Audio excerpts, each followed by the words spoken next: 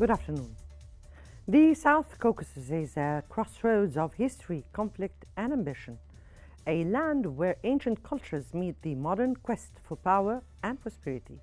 This region, nestled between the Black and the Caspian Seas, has long served as a strategic gateway connecting Eurasia. Its mountainous terrain and patchwork of nations have witnessed wars, shifting alliances, and economic blockades that ripple far beyond its borders. In the rock folds of the South Caucasus, a new passage has emerged, one that may change the region's story forever.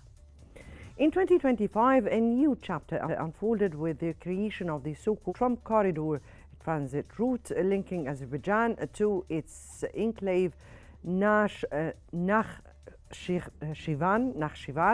through Armenia's scenic province, brokered under U.S. permission. More than just a trade passage, this corridor signifies a profound shift in geopolitical influence, challenging Russia and Iran's long-standing dominance. But how will this corridor reshape power dynamics and stability in the South Caucasus? Is it a new path to peace or a pathway to deeper regional rivalries? Welcome to In-Depth.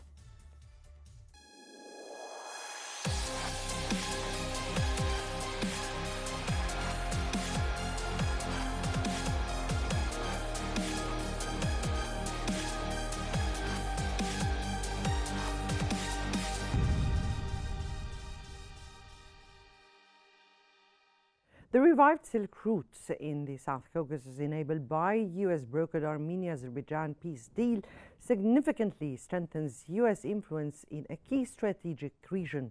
According to South China Morning Post newspaper, the agreement known as the Trump Route for International Peace and Prosperity grants the U.S. a lease to develop and operate the Zangezur Corridor, a crucial transit route linking Azerbaijan to its Karabakh enclave through Armenian territory bordering Iran. This development shifts regional power dynamics by reducing reliance on transit routes controlled by China, Russia, and Iran. The U.S. acts as a security guarantor for Armenia and positions itself as a pivotal player in regional trade and energy routes, countering the influence of China's Belt and Road Initiative, Russia's regional dominance, and Iran's strategic ambitions.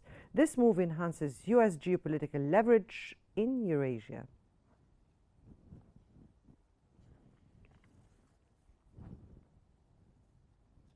On August 8, 2025, Armenian Prime Minister Nikol Pashinyan and Azerbaijan President Ilham Aliyev signed a preliminary peace deal at the White House, mediated by U.S. President Donald Trump. The Armenian Weekly stated that the agreement hailed as historic promises to end decades of conflict and includes the establishment of the Trump Route for International Peace and Prosperity, a transit corridor granting Azerbaijan direct access to Nakhchivan enclave through Armenian territory under a 99-year U.S.-Armenian partnership. Despite economic optimism and U.S. investments, many Armenians fear the deal compromises Armenia's sovereignty, requiring constitutional changes and abundant territorial claims and allowing unimpeded Azerbaijani transit. Critics view the accord as heavily favoring Azerbaijan and raising concerns over national security and territorial integrity. The accord also repeals long-standing U.S. restrictions on military aid to Azerbaijan. The deal awaits full ratification amid ongoing debate in Armenia.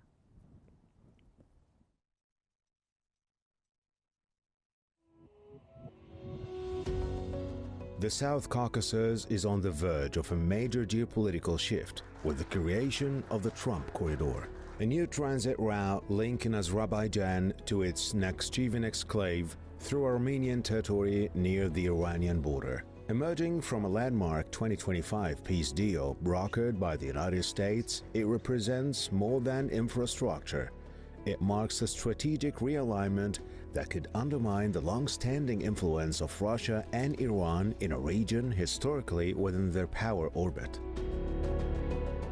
Reviving a Soviet-era connection severed by decades of conflict, the corridor is set to become a vital artery for trade and logistics. For Azerbaijan and Turkey, it offers expanded market access, reduced reliance on Iran, and greater integration into regional economic networks. U.S. involvement, cemented by a 99-year operating lease, underscores Washington's intent to anchor itself in the Caucasus and curb Russian and Iranian sway. Yet the project stirs significant tension.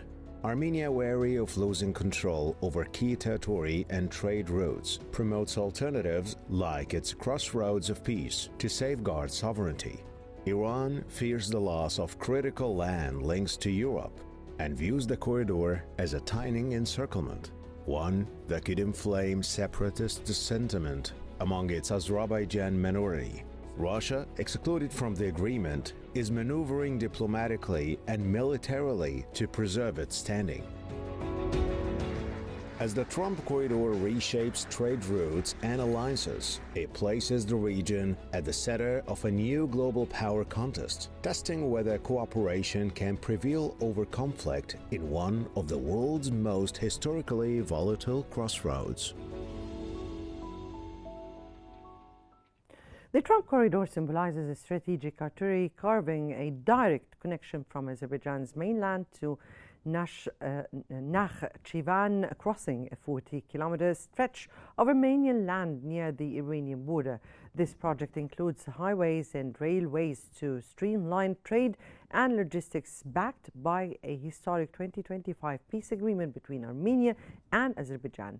The United States, through a 99-year lease granted by Armenia, wields exclusive developmental rights, signaling a long-term presence that unsettles the regional status quo. To help us navigate the currents of the power behind these geopolitical blueprints, we have invited two distinguished experts, Mr. David K. Johnston, a professor at Rochester's Institute of Technology from New York, and Mr. Mohammed Osman, an international relations specialist from Cairo.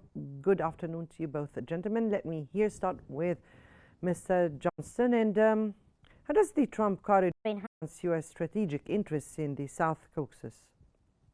Well, if this deal works, and at the moment it's not a deal, it's more like a deal points memo, it would certainly reduce the influence of the Iranians and the Russians after more than 30 years of warfare and conflict between Azerbaijan and Armenia. It provides an opportunity to also interfere with the Chinese plans to build a railway, freight railway that would run from Shanghai into the EU. And so if it works, this would be What do you mean by if it works? What do you mean by if it works and it's a memo? What do you mean? Well, there is no signed formal agreement here. Baku, for instance, has said that Armenia must amend its constitution for this to take place. Trump needs to get the approval of the American Congress, which I'm pretty sure he would get. But what I meant here is it an agreement that will be signed, or is it just an idea that floated? Well, you called it, I thought, pretty reasonably a preliminary agreement. All right. But, you know, Donald Trump is always an MOU, you mean? Eggs before they hatch. Mr. Osman, how would Russia interpret the emergence of the Trump corridor in South Caucasus at this very precise time and stage? Thank you for having me, Mona. Greetings to you and to your honorable guest and your dear audience. Of course, the peace agreement between Armenia and Azerbaijan, brokered by the United States, is basically a huge blow to Russian influence in an area which was historically part of Russia's sphere of influence. The South Caucasus historically most of it was part of Tsarist Russia. It was definitely part of the Soviet Union. And since even independence of both countries after the collapse of the Soviet Union, the two countries were to some varying degrees under Russian influence. The entire Nagorno-Karabakh conflict between Azerbaijan and Armenia was basically mediated by the Russians. And since the mid-1990s, the Russians have actively frozen the conflict up until the year 2020, when the second Nagorno-Karabakh war happened. And this time, unlike in 1992, in the early 1990s, Azerbaijan emerged victorious and was able to seize back some parts of Nagorno-Karabakh, or Artsakh, as the Armenians call it, which is basically an Armenian majority enclave inside internationally recognized territories of Azerbaijan. Since then, the Russians have again, along with the Turks, frozen the conflict once more. However, this time the Americans had other ideas, and there were several factors that led to this, including a government change in Armenia a few years back, which led to the rise of Nikol Pashinyan. He's a prime minister who is very much more oriented towards the West than he is towards Russia, the traditional ally of Armenia. So he did not have any problems pivoting to the Western side. And in the peace agreement with Azerbaijan that was brokered by the United States, Armenia basically presented all the necessary concessions and the needed concessions by the Azeri side, including the idea of the Zangezur corridor, which will basically link Nakhchivan, or I hope I'm pronouncing it right, exclave of Azerbaijan, to mainland Azerbaijan through Armenian territories. And it's quite interesting because this corridor, which will basically, according to the memo signed along with the peace agreement, will be exclusively granted for the United States for economic investment and coordination and even regulation. There is talk that there might be U.S. military personnel on the ground at some point in order to manage the corridor which runs through Armenian territory from one part of Azerbaijan to the other. The more interesting part, even Mona, in this is that this corridor falls directly on the Iranian-Armenian border. Iran and Armenia have enjoyed a rather close relationship. Of course, I think now this will be put into questions. The Iranians were very... We'll get to that, Mr. Osman. Yes, but my last point about it is a huge blow to an area that has been traditionally a Russian sphere of influence, where Russia has been the arbiter and the main mediator of conflicts, and even the one who orchestrated the conflicts. Right now, the United States has completely replaced Russia and sidelined it entirely in this calculus. That was the question, Dr. Osman. That was the question, and that was the importance. And the timing of that is very, very interesting. Let me get back to you, Mr. Osman, and to Mr. Johnson. What is the significance of the U.S. securing a 99-year lease and exclusive development rights for the corridor? Well, if you're going to not open a direct connection between the two parts of Azerbaijan, you've got to come up with some alternative. And so creating this U.S.-controlled zone would enable that. It has for Donald Trump the benefit that he's got another set of deals he can make that will end up enriching his family. That's what he's been doing around the world, making deals to enrich his family, as I wrote about in one of my books on Donald Trump. And the 99 years is often seen in business deals as a way to secure your ground rent, your control of the ground for a very long period of time, so you can justify investments in buildings, roads, rail lines, and other infrastructure. Mm-hmm.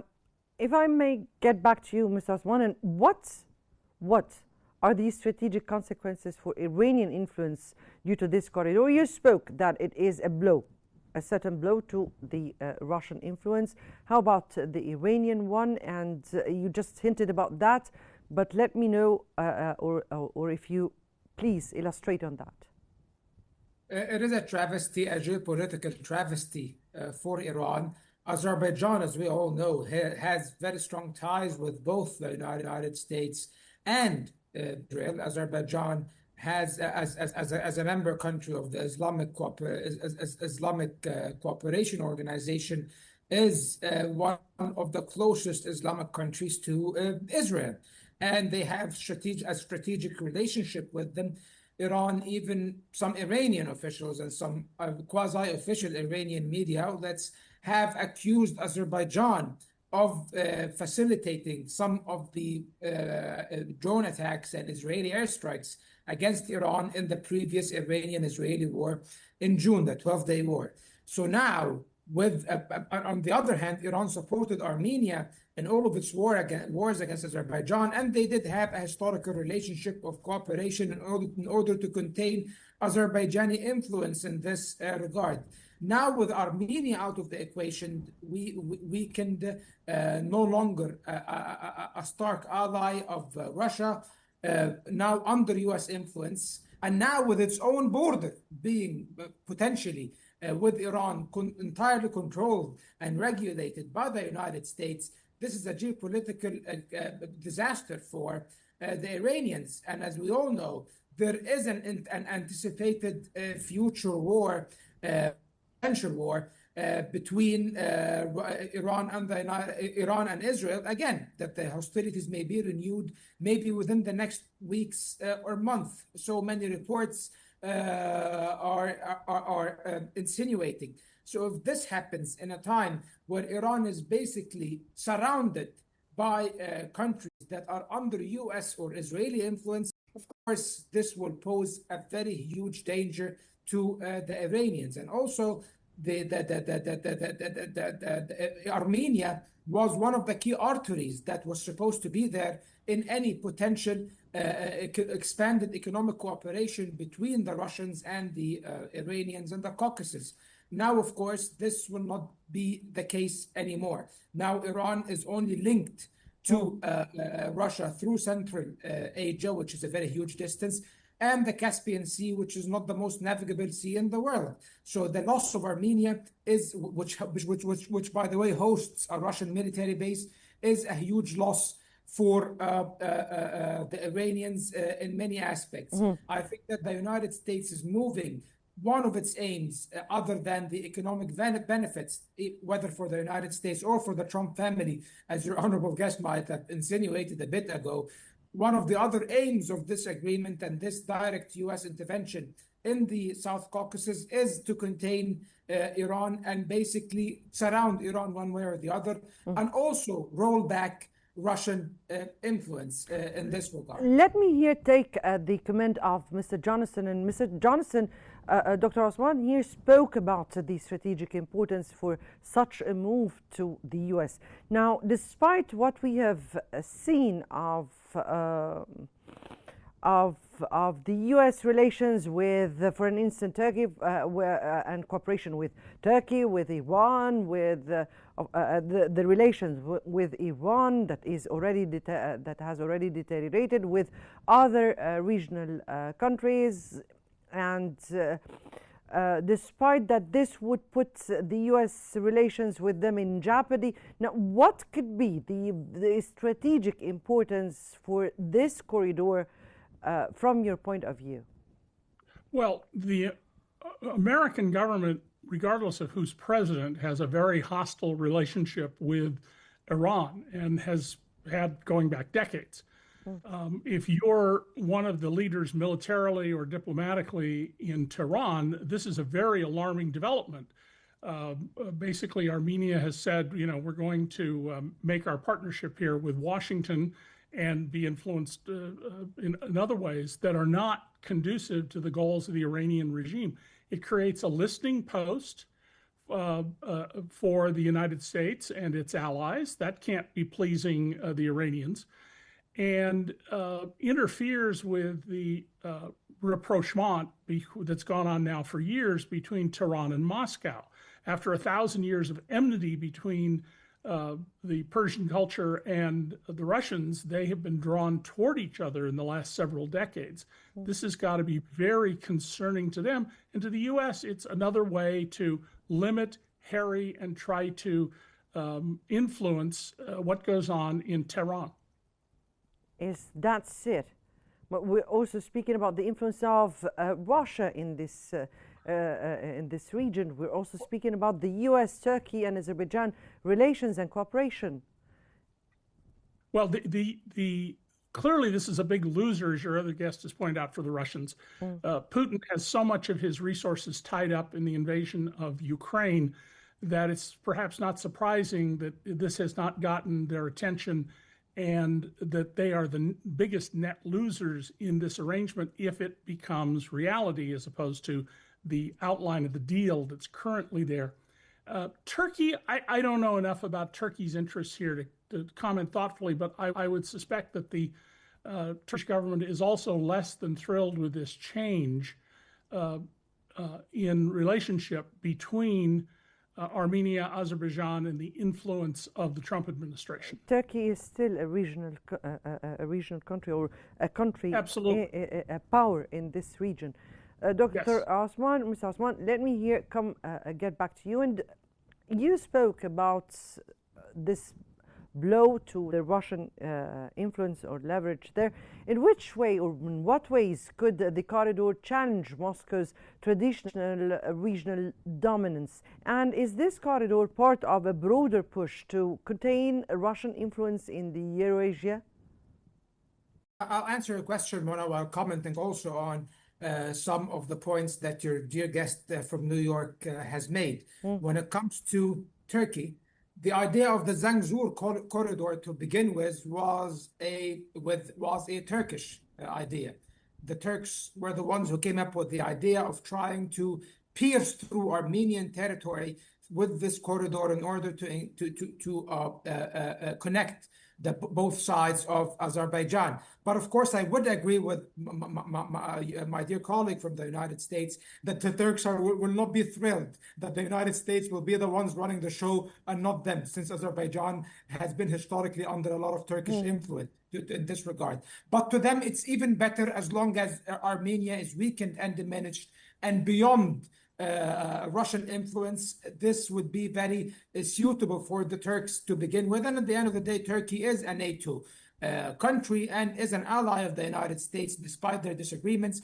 And Russia, despite any rapprochement between Turkey and Russia or understandings, they are geopolitical adversaries since the times of the Tsars and the Ottoman Empire. So that's a reality of a historical reality in this regard. And when it comes to the Russians in this calculus, I do not see the Russians as helpless as they might seem. Now we are seeing a huge repositioning of the great powers in many parts around the world. The summit in Anchorage is coming up in Alaska between President Putin and President We're speaking Trump. about tomorrow. Yep, in a few hours. And this summit, I don't think it will be exclusively on the Ukraine-Russia war. It will extend to other venues as well. And it could be, and it's very evident that the United States is willing to present excessive concessions to the Russians in Ukraine. So there might be some sort of deal in this regard. Russia has a lot of cards it can play in Armenia if it wants. There were 2 coup attempts in Armenia in the past few years, probably supported by the Russians. Probably if the Russians want to take Pashinyan out of the picture and install a pro-Russian government in Armenia, they can do that. The Armenian public is very supportive of Russia, by the way, and very sympathetic towards Russia due to cultural ties between the Armenian Orthodox Church and the Russian Orthodox Church. And Russia has been a key protector of Armenians in the Caucasus and the northern Middle East historically in past centuries. And Armenia itself was part of the Soviet Union at some point. So as you can see, modern day Armenia, I mean, because Armenia used to be much bigger than that historically. So as you can see, that there are many cards at play over here. And if the Russians decide to obstruct the ongoing arrangements in the Caucasus, they can very well do that, and they do have the necessary means, even though they are preoccupied with Ukraine, and Ukraine is draining a lot of their resources, but they can. Yes. But so far, they're not willing to, probably because they will be given certain concessions in Ukraine. But I do believe that in any way, eventually, Russia and Iran will collide with these American arrangements in the Caucasus because there are geographical realities that cannot be ignored. And Russia and Iran cannot accept the idea of a strong U.S. foothold in the Southern Caucasus that will present a threat to Iran directly and also a threat to Russian influence in this very strategic area that is close to Chechnya and other parts of the Russian Caucasus that has a history of being restive and unstable. Right. Let's go to a totally different area. And Mr. Johnston, how does the corridor fit into the broader U.S. geopolitical competition? Yes, we've seen with Russia, but also with China. Well, under the second Trump administration, Donald has been trying to unbalance the arrangements that have been in place over the last 80 years.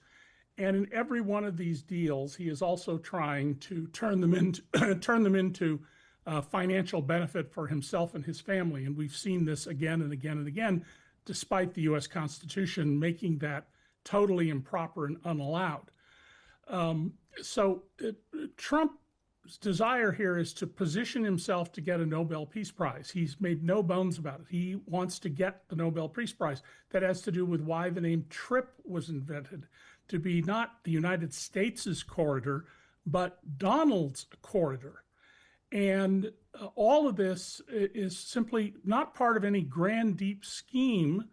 Donald has no deep history. If you asked him what's the religious majority in Azerbaijan and in Armenia, if you asked him about the 1915 Turkish-Armenian conflict, he wouldn't have a clue to what you're talking about. But those people around him are trying to find new ways to expand U.S. influence and to contain especially Iran. Containing Iran is a very clear long-term, regardless of who's in the White House, objective of Washington. China? Well, as I mentioned earlier, China wants to build this rail and road system that would allow it to move product and goods and become a dominant supplier to Europe. And this poses some new problems, creates new conflict, and will, at a minimum, slow down Chinese investment in trying to build a significant rail service from Shanghai on the coast to, at the moment, the plan is to go to Hungary. Ms. Osman, how is China responding to this shift in regional power structures, particularly when it comes to the Silk Road?